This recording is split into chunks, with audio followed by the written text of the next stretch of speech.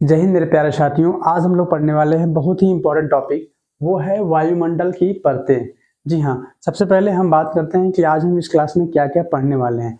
तो हम लोग पढ़ेंगे वायुमंडल की परतें, उसको क्रम से कैसे याद रखें एक ट्रिक के माध्यम से, जो कि आपको हमेशा याद रहेगा। साथ में ही चित्र के माध्यम से आपको समझाने का प्रयास रहेगा कि वायुमंडल की परतें किस क्रम में और उनकी क्या उपयोगिता है और कितनी उनकी रेंज होती है। उस सभी टॉपिक को हम कवर करेंगे एक इमेज के माध्यम से। साथ में ही एग्जाम से संबंधित जितने महत्वपूर्ण प्रश्न बनने की संभावनाएं हैं और जो एग्जाम में आए हुए प्रश्न हैं उनको भी हम यहाँ पे आंसर के साथ और फैक्ट के साथ डिस्कस करेंगे। तो ये क्लास आपके लिए बहुत ही महत्वपूर्ण साबित होने वाली है।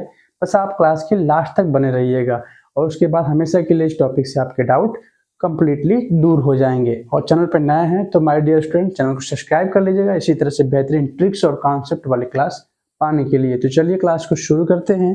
क्लास का सबसे पहला टॉपिक यही रहेगा कि वायुमंडल होता क्या है। सबसे पहले हम डिस्कस करते हैं कि वायुमंडल क्या है।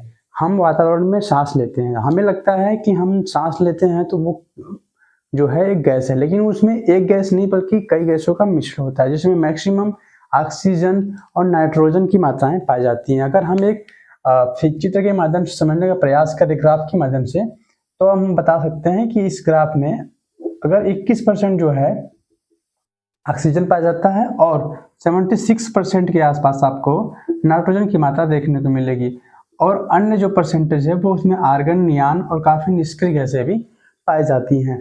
ठीक है, अब हम चलते हैं चर्चा करने की वायुमंडल में। हम समझ चुके हैं कि वायुमंडल में कई टाइप के जो गैसें पाई जाती हैं, जिनकी जो है प्रचुर मात्रा में ऑक्सीजन और नाइट्रोजन की मात्राएं होती हैं।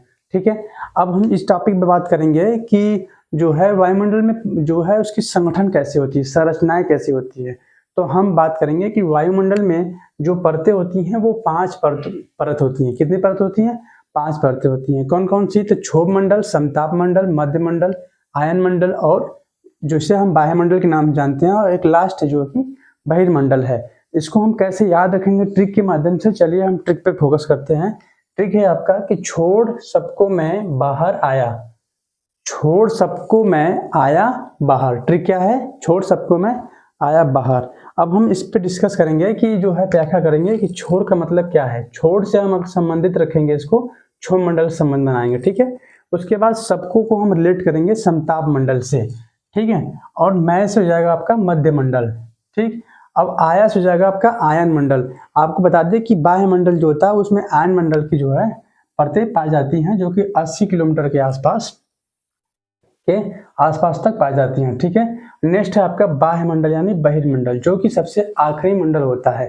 ठीक है, तो आगे हम बात करेंगे कि इस चित्र के माध्यम से कि इसकी उपयोगिता कहाँ कहाँ पे है। सबसे पहले इस चित्र में जो दिखाया गया है, अगर हम पृथ्वी से इस मंडल की तरफ देखा जाएगा ध्यान से, तो सबसे पहले हमारा संपर्क होता है क्षोभ मंडल से। क्षोभ मंडल संपर्क होता है जिसमें जो है 10 किलोमीटर के आसपास जो ये रेंज दिखाया गया माय डियर स्टूडेंट, वो किलोमीटर के अकॉर्डिंग दिखाया गया है। हम इसको रफ कर देते हैं, तो किलोमीटर के अकॉर्डिंग दिखाया गया है। तो इसमें जो है आपको 10 किलोमीटर तक में क्षोभ मंडल की जो है परत पाई जाएगी, जिसमें मौसम संबंधी घटनाएं होती हैं, जैसे कोहरा होना, बारिश होना, बादलों का बनना। ये सारी चीजें जो है आपको मौसम संबंधी घटनाएं क्षोभ मंडल में पाई जाती है, और हम क्षोभ मंडल में ही आराम से सांस लेते हैं और अपना जीवन निर्वाह करते हैं। ठीक है, इसके बाद की जो परत आती है जस्ट क्षोभ मंडल के बाद की, उसे समताप मंडल कहते हैं, जो रेड कलर में हमने मार्क किया है समताप मंडल।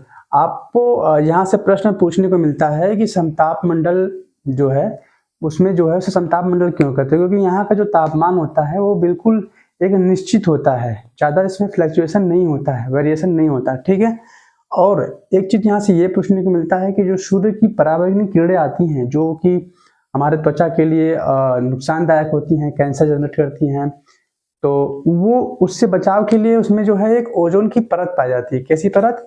ओजोन की परत। ठीक है, ओजोन को हम सिंबली में दर्शाते हैं O3 से, और जो है ये जो ओजोन की परत है वो हमें सूर्य की पराबैंगनी किरणों से बचाती है, जिससे हमारे त्वचा कैंसर और भी जो भी डिसीज हैं वो भी नहीं होते हैं। ठीक है, नेक्स्ट क्वेश्चन कि यहाँ पे जो है हवाई जहाज यहाँ पे उड़ते हैं वो आसान तरीके से यहाँ पे उड़ सकते हैं। इसमें कोई भी जो है मतलब जो अगर ये भी कह सकते हैं कि ये जो है बादलों से मुक्त होता है, यानी कि इसमें घर्षण की संभावनाएं बहुत ही कम होती है। ठीक है, अब हम आगे बात करेंगे जो कि 50 किलोमीटर रेंज के ऊपर की बात करेंगे, जो है मध्यमंडल। क्या है मध्यमंडल?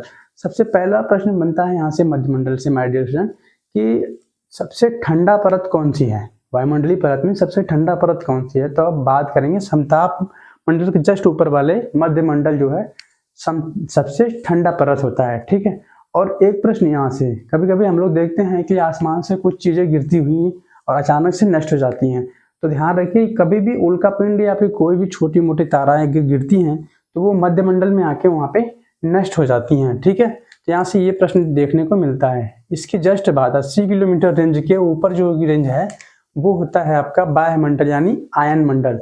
इसमें जो है आयन मंडल की परत पाई जाती है। सबसे इम्पोर्टेंट चीज ये होता है इस मंडल का कि यहाँ पे रेडियो संचार के जो भी जो टेक्नोलॉजियाँ हैं उन्हें हम आसान तरीके से विकसित कर सकते हैं, क्योंकि इसका नाम ही है आयन मंडल। और इनमें जो है आयंस जो है इस मंडल में काफी मात्रा में पाए जाते हैं, जो कि संचार के जो है माध्यम का कार्य करता है, और इसमें जो है रेडियो संचार की उपयोगिता ज्यादा होती है। जस्ट उसके बाद वाली जो सबसे आखिरी मंडल है वो 100 किलोमीटर रेंज के ऊपर की जितनी भी मंडल है, छोटी सी लेयर होती है, परत होती है, जिसे वायुमंडल कहते हैं। और इसमें हाइड्रोजन और हीलियम की प्रचुर मात्रा जो है उपस्थित होता है। ठीक है, तो इस तरह से हम आपको चित्र के माध्यम से समझाने का प्रयास किए हैं। और ये जो है पांचों जो है आपको जो है परत जो है मैंने आपको समझाया, और इसकी उपयोगिता को भी समझाया मैंने, और इसका जो भी रेंज है वो भी समझाने का प्रयास किया। आशा करता हूँ कि यहाँ से जितने भी प्रश्न बन सकते हैं आप इसके जवाब दे सकते हैं। ठीक है, नेक्स्ट हम बात करेंगे जो कि हमने प्रश्न दिया हुआ है आपको, सबसे ठंडी वायुमंडल परत कौन सी है। तो अभी हमने आपको पढ़ाया, आप वहां से भी आंसर दे सकते हैं कि आप कहेंगे सर मध्यमंडल। मध्यमंडल जो होता है -82 डिग्री सेल्सियस तक भी यहाँ पे तापमान जाते हैं नियर अबाउट। ठीक है, तो आप यहाँ पे ध्यान रख सकते हैं। ओके, नेक्स्ट आपका कौन सी गैस सूर्य की हानिकारक किरणों से बचाती है। इसका भी जवाब आपको मैंने यहाँ पे दिया था कि ओजोन गैस यानी ओजोन की परत। ठीक है, जिसे हम O3 से सिंबल दिखाते हैं। ठीक है, अब आगे है किस परत में बादल नहीं होते। अब यहाँ से लॉजिकली आप बता सकते हैं कि बादल नहीं होना मतलब समताप मंडल, जिसमें हम जहाज को, हवाई जहाज को आसान तरीके से उड़ा सकते हैं। ठीक है, और उसका रेंज आपको बता दिया हूँ कि जो 10 किलोमीटर के ऊपर यानी 20 किलोमीटर के आसपास, ध्यान रखिए 20 किलोमीटर के आसपास या उसके ऊपर हवाई जहाज को उड़ाया जाता है। ठीक है, नेक्स्ट आपको बात करेंगे हम, यहाँ पे आपको बता दिया मैंने समताप मंडल, इसका आंसर हो गया। अगला क्वेश्चन आपका कि मौसम और जलवायु में क्या अंतर है। हाँ, ये टॉपिक बहुत जरूरी था पढ़ाना, और इस प्रश्न के माध्यम से मैं आपको बताऊंगा कि मौसम क्या होता है। हम कभी कभी जब भी क्रिकेट प्रेमी होते हैं या कोई गेम्स प्रेमी होते हैं, वो कहते हैं कि आज बारिश होने की संभावना हो सकती है, या आज धूप निकल सकता है, या आज मौसम खराब हो सकता है। ये जो छोटी मोटी भविष्यवाणी हम लोग पल दो पल में करते रहते हैं, वो होता है मौसम, जो कि हर वक्त बदलता रहता है। ठीक है, और अब हम आपको बताएं जलवायु क्या है। तो किसी भी पर्टिकुलर स्थान, किसी भी विशेष स्थान की जो कंटिन्यू मौसम होते हैं, उसके जो सम्मिलित औसत रूप होता है उसे जलवायु कहते हैं। जैसे कहीं पे भी बारिश लगातार ना होके अभी शाम को हुई, भी सुबह हुई, फिर 2 दिन हो गई, 4 दिन हो गई, सप्ताह हो गई, वीकली यानी मंथली, ऐसे लगातार बारिश हो रही है, चेंजिंग हो रही है बरसात के मौसम जैसा, तो उन्हें हम कहेंगे कि वहाँ की जो जलवायु है वो मौसम जो है वर्षा ऋतु वाली जलवायु वहाँ पे बन चुकी है। ठीक है, तो आप समझ चुके होंगे हम क्या बताना चाह रहे थे मौसम जलवायु में अंतर। अब हम आप बात करेंगे वायु दाब। ठीक है, अब हम वायु दाब के बारे में बात करते हैं। आपको पता होना चाहिए कि हमारे शरीर पे जो है के अंदर जो वायु है वो बहुत दाब बनाती है, फिर भी हम उसे महसूस नहीं कर पाते। क्यों? क्योंकि हम एक वायुमंडलीय दाब के अंदर, वायुमंडलीय परत के अंदर रहते हैं। ठीक है, वहाँ पे हम रहते हैं, इस वजह से जो है उसका दाब का हमें एहसास नहीं हो पाता है। अब ये एग्जाम्पल आपको दें कि चंद्रमा पे जो है वायु दाब नहीं होता है, लेकिन अगर वहाँ पे जो यात्री जाते हैं वो विशेष तरह के एक कोट पहन के जाते हैं वायु की, जिसमें जो कि अगर वो ना पहन के जाएं तो वहाँ पे उनकी जो रक्त धमनियाँ हैं वो फट सकती हैं, उनके रक्त जो है स्रावित हो सकते हैं। तो जहाँ पे वायु दाब नहीं हो, शरीर में अलग तरह की वायु दाब होती हैं जो कि हमारे शरीर पे प्रेशर बनाती हैं, तो हम यहाँ पे महसूस नहीं कर पाते क्योंकि यहाँ पे एक वायुमंडलीय दाब है। ठीक है, क्लियर हो गया, स्पष्ट हो गया। अब हम बात करते हैं वायु दाब किस चीज़ से मापा जाता है। आपको हम बता दें कि वायु दाब जो है बैरोमीटर से नापा जाता है, ठीक है। बैरोमीटर के अचानक से गिरने से हम अनुमान लगाते हैं कि तूफान आ सकती है, ठीक है। अभी वायु वायु बैरोमीटर में जो है कई टाइप के होता है, जिसमें जल का प्रयोग, वायु का प्रयोग, पारा का प्रयोग करके हम वायु बैरोमीटर को बनाया जाता है, ठीक है। और उनका जो है अलग अलग क्षेत्र में यूज किया जाता है, ठीक। यहाँ तक आपको क्लियर हो गया होगा कि वायु दाब क्या है और वायु दाब से मापने वाला जो है यंत्र जो है मैंने बताया, और किस किस चीज़ से मिलकर बैरोमीटर बनाया जा सकता है। और एक फेमस क्वेश्चन है कि वायु दाब बैरोमीटर का सुई जो है अचानक से गिर जाए, डाउन हो जाए तो क्या सिंबल है, तो तूफान, इस टाइप की मौसम खराबी, आंधी तूफान आने का संभावनाएं होती हैं, ठीक है।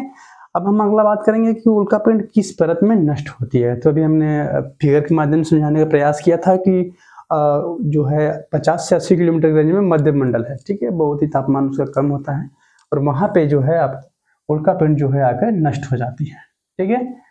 ओके, तो आशा करता हूँ कि जो चीज़ें मैं समझा रहा हूँ आपको समझ में आ रहा है, और कोई क्वेश्चन क्वेरी हो तो आप कमेंट बॉक्स में जवाब ले सकते हैं हमसे।